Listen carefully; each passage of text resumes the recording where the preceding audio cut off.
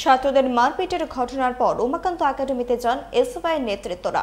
শুক্রবার স্কুলে গিয়ে শিক্ষকদের সাথে বিষয়টি নিয়ে আলোচনা করা হয়। পাশাপাশি স্কুলে পঠন পাঠনের ক্ষেত্রে তৈরি হওয়া বিভিন্ন সমস্যাগুলি দূর করার দাবি জানান তারা। সংগঠনের সদর বিভাগীয় কমিটির তরফে এদিন ডেপুটেশন প্রদান করা হয়। আমরা আজকে উমাকান্ত বাংলা মিডিয়াম স্কুলে আমরা এসেছি এবং স্কুলের হেডমাস্টার বা প্রিন্সিপাল স্যারের সাথে আমরা দেখা করেছি।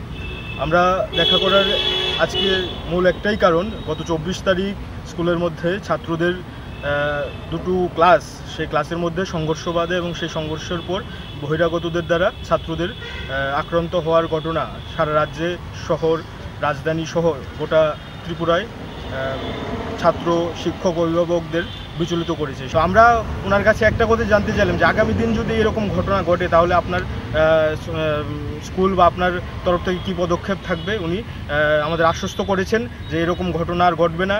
আগামী দিনে স্কুলের তরফ থেকে যে সমস্ত নিরাপত্তা দরকার সে সমস্ত নিরাপত্তা উনি